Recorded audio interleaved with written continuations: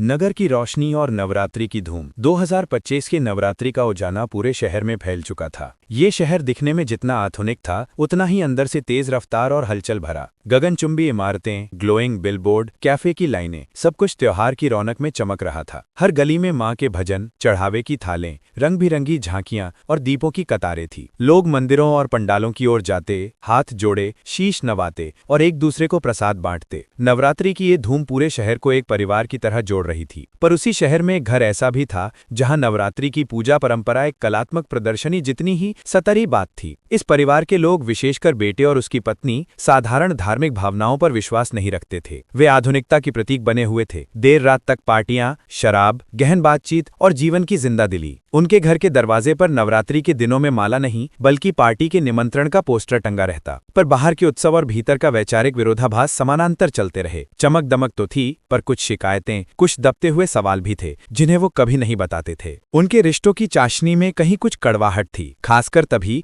जब परिवार की बहू को एक अजब सी बीमारी ने पकड़ा। डॉक्टरों ने कहा कि ये बीमारी मेडिकल हिस्ट्री में दुर्लभ है। कई अस्पतालों में इलाज हुआ, पर नतीजा हमेशा असमर्थता और थकावट ही था। शहर की ऊंची इमारतें और तेज तर्रार डॉक्टरों ने भी हार मानी थी। उस परिवार के अंदर के विवेक और हास्य में अब एक गहरी बेचैनी रहने लगी। बाहर से जैसे ही वे दांव पेच करके रातों में मस्ती करते, वैसे ही घर के भीतर वे रातों को रोते और बीमारी की वजह से भ्रमित होते। नवरात्रि के पहले ही दिन, जब पूरे शहर में मां की जय जयकार गूंज रही थी, इस घर में चुप्पी और चिंता का सन्नाटा था। घर की एक सदस्य, बेटी, जो बाकी सबसे बिल्कुल अलग थी, मां के प्रति अटूट विश्वास रखती थी। वे रोज अलमारी से छोटी माला निकालकर मां के सामने बैठकर घंटों पूजा कर लेती। जब सब उसके धार्मिक श्रद्धा पर हंसते, वह सिर्फ मुस्कुरा देती, पर भीतर उसकी आंखों में कुछ अटूट उम्मीद रहती। उसे पता था कि इस नवरात्रि को छलक होने वाला है, और ये सिर्फ शहर की रोशनी नहीं, बल्कि किसी पुरानी शक्ति की चमक थी जो उनकी जिंदगी में दस्तक दे रही थी। नवरात्रि की पहली रात में जब नगर का शोर अपने चरम पर था, बेटी ने एक अजीब सा सपना देखा। सपना जिसमें एक प्राचीन मंदिर और एक देव सदृश बाबा थे। सपना इतना जीवंत था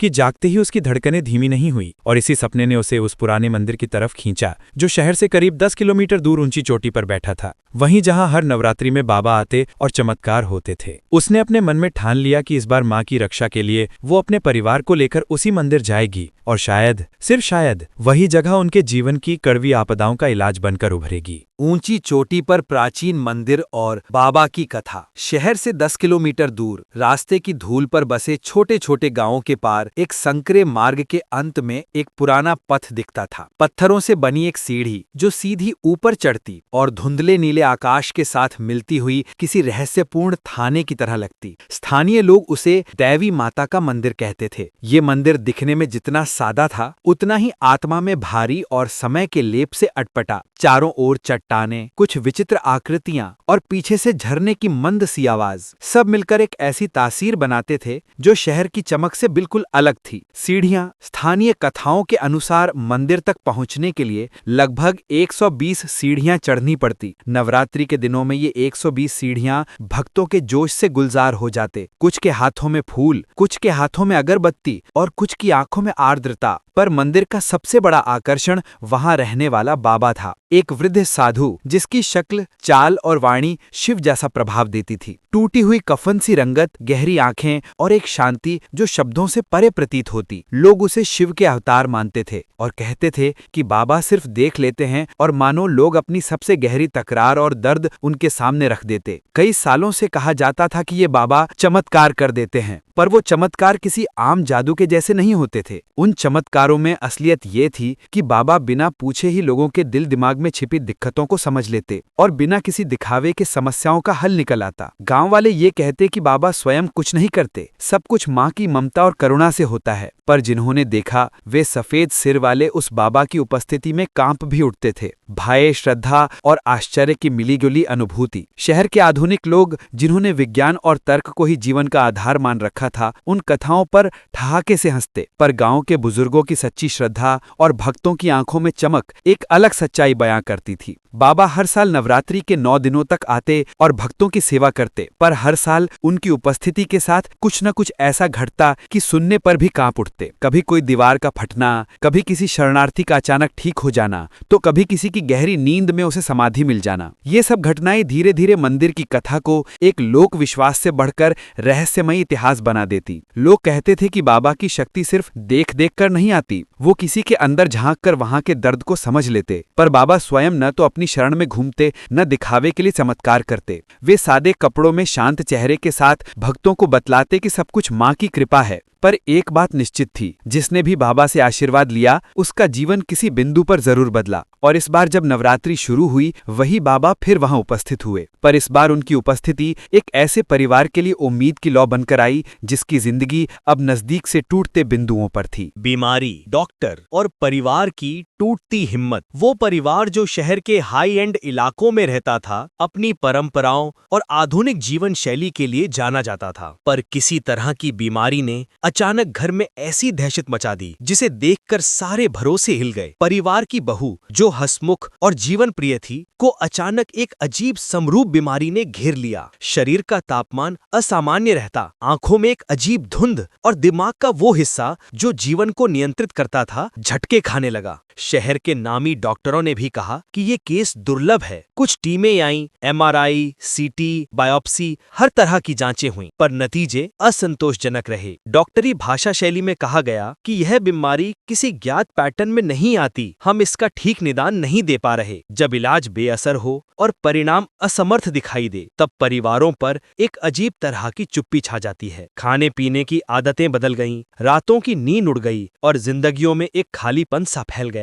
आधुनिकता की चमक दमक उनके घर के बाहर बनी रही, पर घर के अंदर के कमरे जहां सिर्फ दर्द की आवाजें गूंजती, धीरे धीरे कानाफूसी और दोषारोपण का घर बनते गए। परिवार के कुछ सदस्य उस उन्नत मानसिकता के साथ जो विज्ञान और तर्क को जिंदगी की आखिरी कसौटी मानते थे, मानकर बैठे कि कोई चमत्कार नहीं होगा। वे कहते, इन्हें आधुनिक चिकित्सा छोड़कर कौन पुरानी परंपराओं पर यकीन करेगा। पर एक तरफ बेटी थी, वही जो रोज घर में माता की प्रतिमा के सामने घंटों पूजा करती। वो घर की बाकी सोच से अलग थी। श्रद्धा उसके खून में थी। उसके लिए भगवान केवल विचार का विषय नहीं था, वो अनुभव था। अनुभव जिसने उसे अनगिनत बार जीवन की कठिनाइयों में संभाला था। एक दिन जब बहू की स्थिति और बिगड़ती दिखी और डॉक्टरों ने किसी भी तरह के और इलाज पर सवाल उठाया, तो परिवार में तनाव चरम पर पहुंच गया। पिता जो घर की प्रतिष्ठा और सामाजिक छवि के लिए सतर्क रहता था, अब रातों को अपने कमरे में आंखें बंद कर रोता। माँ चाहती थी कि कोई चमत्कार हो, पर चमत्कार और परंपरा उनके घर के नींद में भी एक तरह का अजीब अवास्तविक शब्द था।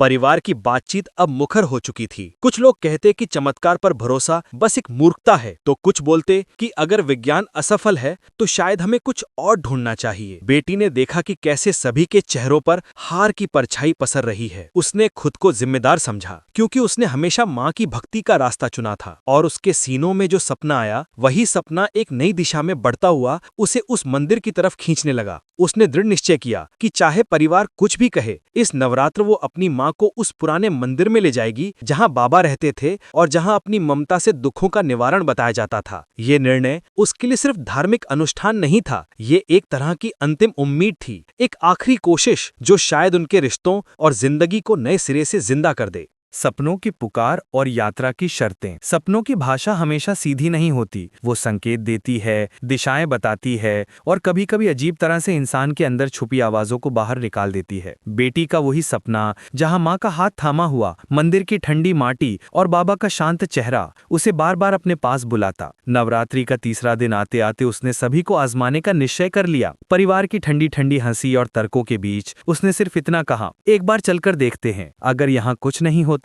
तो मैं भी मान लूंगी। पर अंतकरण का ये एक बार उससे कहीं बड़ी लड़ाई थी। ये विश्वास और विज्ञान के बीच की खाई को पाटने का प्रयास था। सफर की शुरुआत हुई। परिवार के कई सदस्य विरोध में रहे, पर बहू की हालत को देखते हुए पिता ने मजबूरन राजी हो लिया। वे समाज के उस उच्च वर्ग के लोग थे जो अपनी प्रतिष्ठा पर कभी समझौता नहीं करते, पर पत्नी की बीमारी ने उन्हें भी उम्मीद के दरवाजे पर ला दिया। शहर की चमक धीरे धीरे पीछे छूटती गई। गाड़ियां, तेज लाइटें और शोर के बाद रास्ता संकरा होने लगा। गांवों के बीच से गुजरते हुए हवा में बदलाव सा महसूस हुआ, ठंडी मिट्टी की खुशबू और कहीं दूर से आती हुई घंटियों की आवाज। जैसे जैसे चढ़ाई शुरू हुई, रास्ते की कठिनाइयां स्पष्ट हुईं। सीढ़ियां झुकी हुई थीं, कुछ स्थानों पर पत्ते और पत्थर बिखरे थे और नावाजिश का एहसास, मानो ये सीढ़ियां किसी परीक्षण की तरह थीं। कुल मिला के 120 पाइक, हर एक कदम जैसे परिवार की धड़कनों की गिनती कर रहा हो। हीटिंग और ठंडी हवा के बीच बेटी की आंखों में विश्वास की काग थी। वो अपने माँ का हाथ कसकर पकड़े थी और बार बार उनकी झुरझुरी आंखों से बोलती कि माँ जल्दी ठीक हो जाए। कोई नहीं जानता था कि मंदिर तक का पथ सिर्फ भौगोलिक दूरी नहीं बल्कि मन की दूरी भी था। कुछ सदस्यों के मन में डर था, रात का अंधेरा, मंदिर की पुरातन आकृतियां और ऐसी कथाएं जो लोगों को चेताती थीं कि वहां केवल साधु ही नहीं रहते पर कुछ रहस्यमय शक्तियां भी हैं। पर वही रहस्य एक उम्मीद भी बनकर उभरा। अगर कोई शक्ति जो मानवीय चिकित्सा से परे है वो उनकी मदद कर सके तो क्यों न उसे भी एक मौका दिया जाए। मंदिर से कुछ किलोमीटर पहले ही गांव के बुजुर्गों ने उन्हें देखा और धीरे धीरे मदद के लिए आगे आए। कुछ भक्त स्तुति करते हुए कहने लगे कि वहां बाबा हैं, माँ की कृपा है। ये सुनकर बेटी की आंखों में आंसू आ गए। वो जानती थी कि आगे कुछ अलग ही इंतजार कर रहा है, पर साथ ही मन में एक अजीब सी बेचैनी भी थी। क्या यदि बाबा ने कुछ न कहा तो? क्या ये सब धुआं निकला तो? इन प्रश्नों के साथ वे आगे बढ़े। कदम कदम पर डर और विश्वास का संगम चलता रहा और जैसे ही वे मंदिर के द्वार संरचना के पास पहुंचे, हवा अचानक ठहरी और वातावरण में गंभीरता समा गई, मानो वहां कुछ सुनता और बोलने के लिए तैयार था। मंदिर की दहलीज पर पहुंचना किसी रोजमर्रा की घटना जैसा नहीं था। पत्थरों का लेप, दीवारों पर पुरानी आकृतियां और एक धीमी रोशनी जो दियों के साथ मिलकर पन्नों की तरह चमक रही थी। सब कुछ मानो समय के पहिए को पीछे घुमाकर किसी प्राचीन कथा के बीच लेकर आया हो। भक्तों की भीड़ थी पर वहां की शांति अजीब तरह की गहरी थी। हर कोई जैसे अपने अंदर की कुछ आवाज सुन रहा हो। बाबा, जैसा कि गांव वाले बताते थे, साधारण से अलग नहीं दिखते थे। उनके चेहरे पर एक परिचित परंतु परछाई हुई गंभीरता थी। उनकी आंखें गहरी और शांत थीं, बाल झुककर माथे पर गिर रहे थे और हाथ में एक छोटी लकड़ी की छड़ी थी। पर उनके व्यवहार में ऐसा संयम था कि सामने वाला अपना सारा वचन खो देने को मजबूर हो जाए। बहू को देखते ही बाबा के चेहरे पर एक अलग प्रकाश झलका, जैसे कि उन्होंने पहले ही सब कुछ देख लिया हो। बाबा ने बिना किसी उत्साह के कहा, शांत रहो। उनकी आवाज में कोई फरमान नहीं पर एक उक्ति थी जो आत्मा तक पहुंच जाती थी। परिवार के सदस्य जो पहले तक नीरस और व्यंग्यात्मक थे, अचानक चुप हो गए। बाबा ने बहू की ओर देखा, जैसे उनकी नजरें सीधे रक्तधारा और विचारों में उतरती हों। कुछ सेकंड ऐसे लगे मानो समय थम गया हो। फिर बाबा ने हाथ ऊपर उठाकर आशीर्वाद दिया। हवा में हल्की सी खनक सी आई और भक्तों ने मन ही मन सिर झुकाया। बेटी ने बाबा को सब कुछ बताया, बीमारी, डॉक्टरों की नाकामी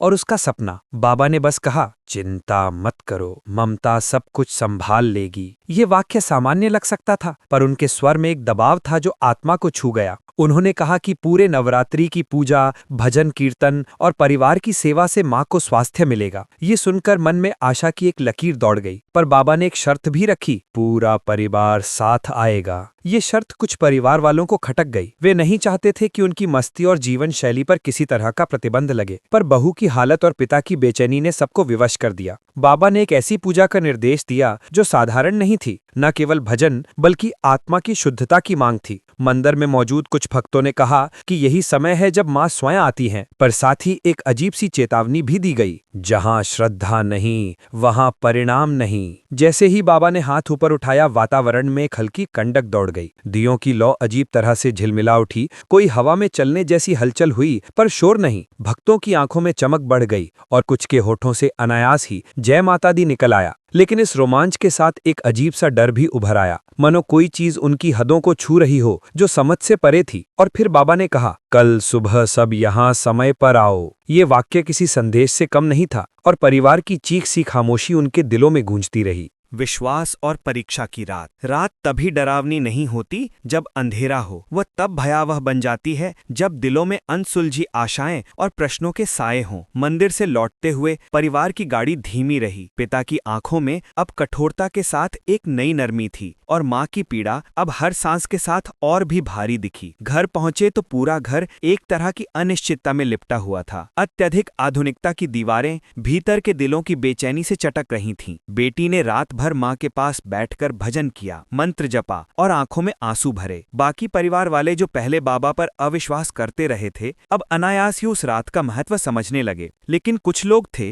जो अभी भी चिंतन करके यह मान रहे थे कि यह सब योग्यता और अवसरवाद के दायरे में आ रहा है। किसी बाबा के हाथ उठाते ही क्या सब ठीक हो जाएगा? यह सवाल उनके मन पर बार बार कौंता रहा। माँ की हालत में रात भर कुछ चक्कर आते रहे। कभी वह हल्की सी मुस्कान कर देती और कभी अनजाने में सहमी हुई आवाज में कुछ बोलती। बेटी को लगा कि माँ के भीतर कोई शक्ति जागृत हो रही है, पर यह शक्ति कैसी है, माँ की आत्मा की या किसी परमोच्च शक्ति की, यह समझ पाना मुश्किल था। कुछ बार माँ ने अजीब भाषण किए, जैसे वे किसी पुरानी कथा को याद कर रही हों या किसी गहरे सुखद स्मरण में खोई हों। यह सब देखकर घर के माहौल में भी एक अजीब तरह की पवित्रता घोलाई। नवरात्रि की चौथी रात आई। मंदिर की घंटियां बाहरों में गूंज रही थीं। बाबा ने जो कहा था कि पूरा परिवार साथ आए, यह आदेश अब एक प्रकार के परीक्षण जैसा प्रतीत होने लगा था। क्या वे वास्तव में अपनी सारी सोच, तर्क और व्यंग छोड़कर माँ के पक्ष में पूरी निष्ठा दिखा पाएंगे? बाबा की शर्तें सरल दिखती थीं, पर अंदर से वे कठिन थीं। आत्मसमर्पण, सेवा और सच्ची श्रद्धा।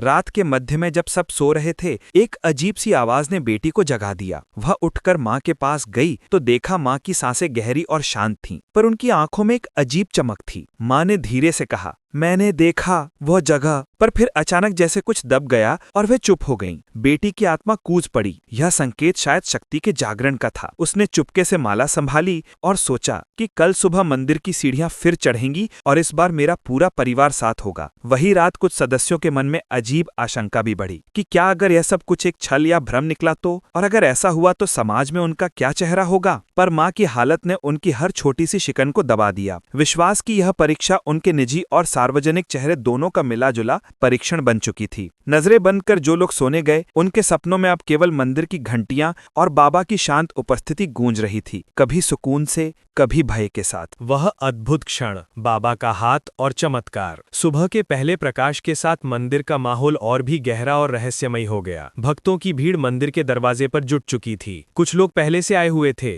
कुछ दूरी से आए थे। सभी की आंखों में वही आशा, वही चिंता। जब वे परिवार पहुंचे तो गांव के लोग स्वाभाविक रूप से कुछ उत्साहित और कुछ चिंतित दिखे, पर सबकी नजरें एक ही ओर जा रही थीं, बाबा के पास। बाबा ने सभी को चुप कराया और एक एक करके सभी का हृदय में स्थित दुख सुना। जब उनकी बारी आई, बेटी ने माँ को उसके पास बैठाया। बाबा ने धीरे से माँ के हाथ थामे और फिर अचानक, जैसा कि गांव वाले कई बार सुनाते थे, वह पल आया। बाबा ने हाथ ऊपर उठाया। उस ऊंचे उठते हाथ के साथ मंदिर के भीतर एक हल्की चमक फैल गई। कोई रोशनी वाली घटना नहीं, बल्कि एक सुकून की तरंग जो सीधे आत्मा तक जाती थी। जैसे ही बाबा का हाथ ऊपर गया, बाहर का एक तेज पवन आया। पर कुछ विचित्र था। उस हवा में मंदिर की हर एक चीज स्थिर रही, पर उस हवा ने लोगों के दिलों पर ऐसा असर किया कि सबके शब्द रुक गए। दियों की लौ शांत हुई, पर फिर अचानक एक एक कर बहुत धीमी धड़कन जैसा संकेत देती हुई चल निकली। बाबा के चेहरे पर एक हल्की मुस्कान थी, न आनंद की, न भावना की, बल्कि जैसे किसी लंबे इंतजार के बाद निर्णय हो गया हो।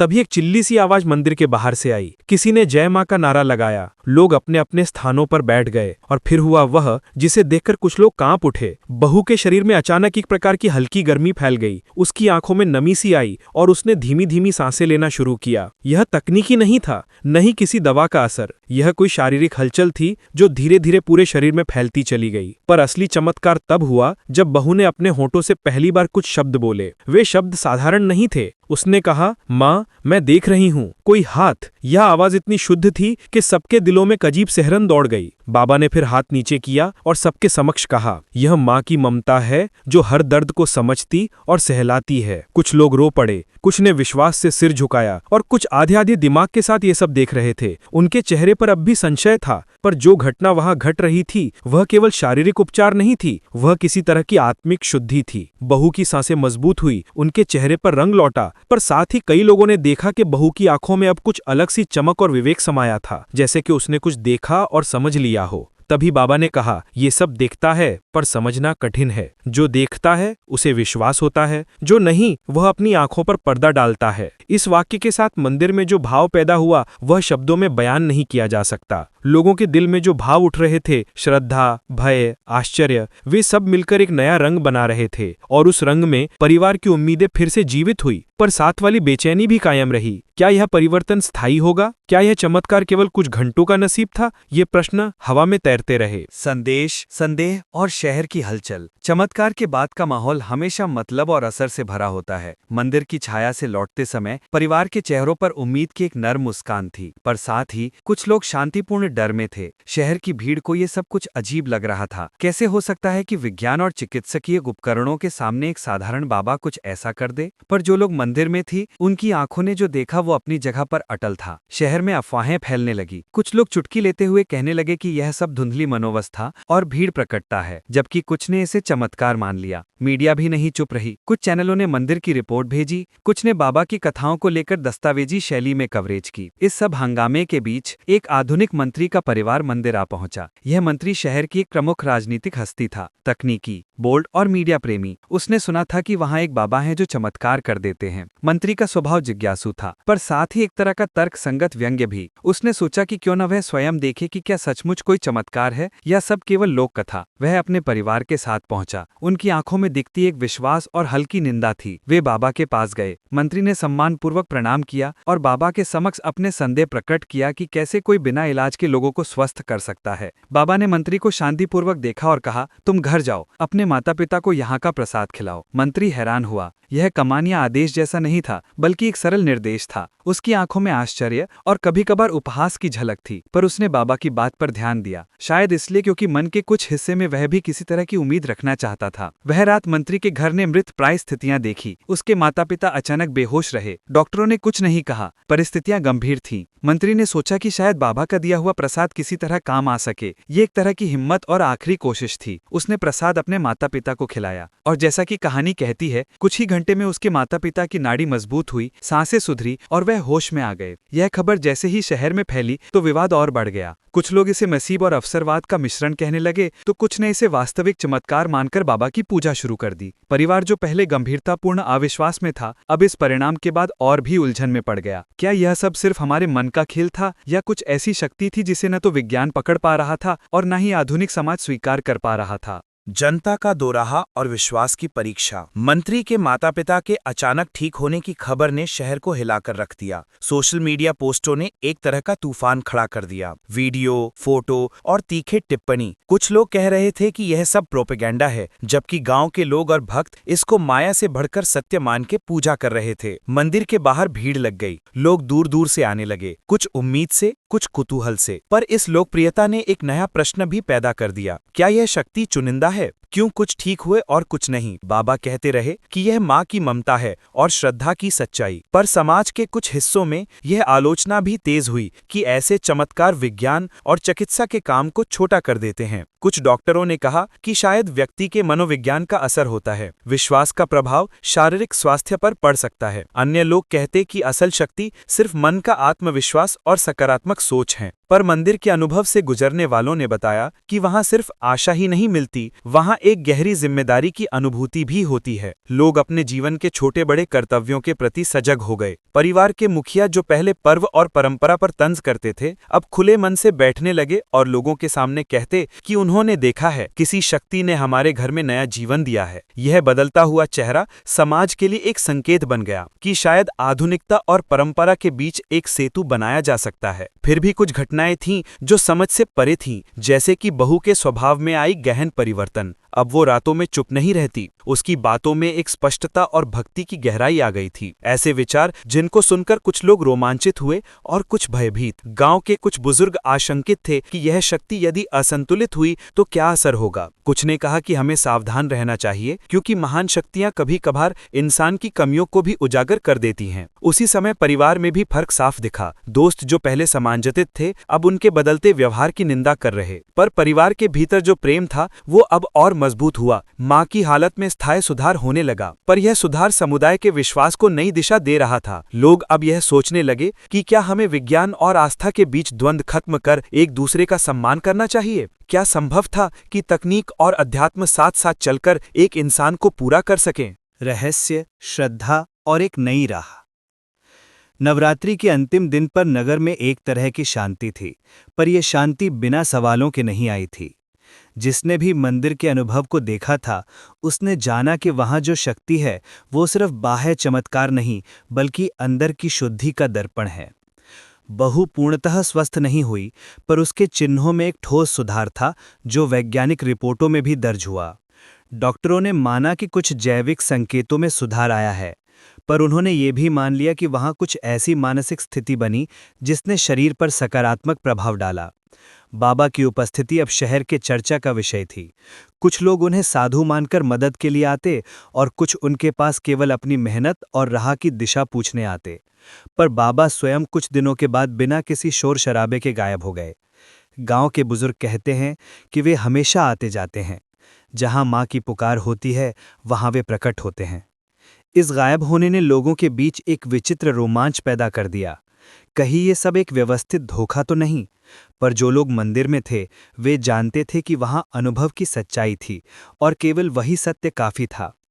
मंत्री का परिवार, जिन्होंने अपने माता पिता के ठीक होने की गवाही दी, अब सार्वजनिक रूप से कहते दिखे कि कभी-कभी ऐसी घटनाएं होती हैं जिन्हें शब्दों में बांधना मुश्किल है। उनकी यह स्वीकार्यता ने शहर में एक नया संवाद शुरू किया, जहां कुछ लोग आध्यात्मिक अनुभवों को सम्मान देने लगे और कुछ ने कहा कि विज्ञान और आध्यात्मिक एक दूसरे के विरोधी नहीं बल्कि परस्पर पूरे कर सकते हैं। पर इस कहानी का असली सार उस छोटी बेटी की श्रद्धा में समाहित था।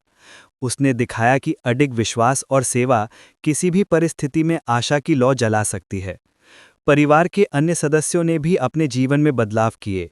वे अब ज्यादा संयमित थे, ज्यादा परोपकारी थे और सबसे बढ़कर वे अपने भीतर के भय और गर्व को कम करके माँ की ममता को सम्मान देने लगे। मंदिर के बाहर एक पुराना बोर्ड लगा था। शायद किसी ने सालों पहले लिखा था कि जहाँ श्रद्धा और सेवा होती है वहाँ देवता बसते हैं।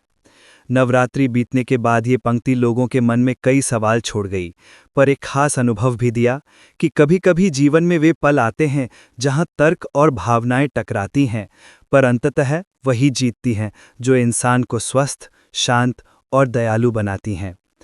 कहानी यहाँ समाप्त नहीं होती। ये एक तरह का नज़ारा है जो हर दिल में अलग तरह से खिलता है। उस बाबा की उपस्थिति का रहस्य अवशेष रहा। कुछ लोग कहते रहे कि वो वास्तव में शिव का रूप था, तो कुछ कहते कि वो सिर्फ एक सादा साधु था जिनके शब्दों में शक्ति थी। पर जो असली चमत्कार था वो ये था कि एक परिवार जो पहले आधुनिकता के गर्व में डूबा था, उसने अपने अंदर प्यार, सेवा और श्रद्धा की जगह बना ली। और यही संदेश नवरात्रि की उस स्मरणीय शाम में पनपा कि जब मन सच्चा हो और हाथ सेवा के लिए उठे तो बड़े से बड़ा अजूबा भी संभव हो जाता है।